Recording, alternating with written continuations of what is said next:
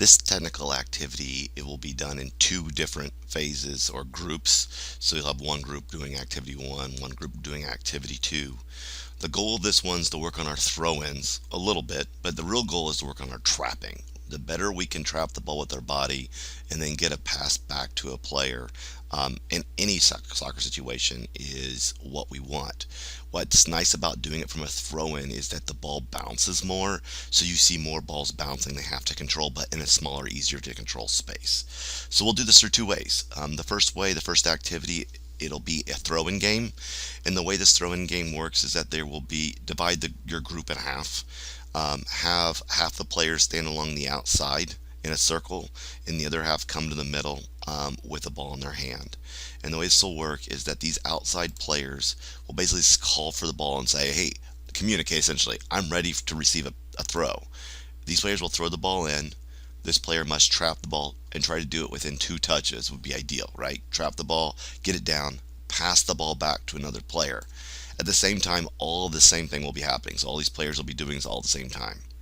Once they do that, they have to find another person to receive a throw from and communicate, I'm ready to get a throw, and then pass it back and then go back in.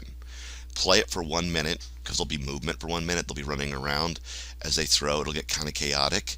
And then switch so that the throwers become the trappers become the throwers. The second time you play it, tell them that they can't go from, so if the players go from player position one, some players will start just go one, then to two, then to three, then to four. Tell them they can't go to the person right next door to them on the next receive. So they received it, trapped it, threw it back. They got to go to like position three, so they have to run more in it and play for a minute and then go around.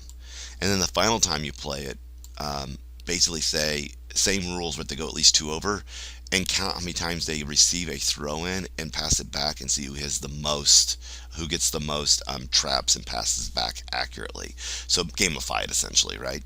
So that'll be activity one. Activity two, we're doing throw-ins. I'm gonna pause the video here and I'm gonna add some balls real quick. So these are your throwers, and you'll notice that everyone's lined up diagonal from them. And the reason for this is we want to practice throwing the ball in, trapping the ball, passing it back.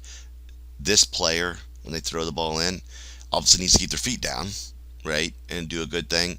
Try to target this player's feet for the first round, and this player needs to step onto the field. So we'll run this from the sideline so they can receive the ball back. Step back off, do it again. And we're going to practice that for about a minute, and then we'll rotate the players with each other at an angle and go for a minute where they work on it. In round two, you can bring the players a little bit closer to the thrower, and we're going to work on throwing the ball and trying to trap with our chest to our feet and then step on and pass back. And do that for a minute and then rotate. And then step three, we're just going to go straight out, and we're going to go and work on the long throw in out and pass back. So work on the drag step technique for the throw in, work on just a long throw, but that can go straight out about 10-15 yards and then make the throw.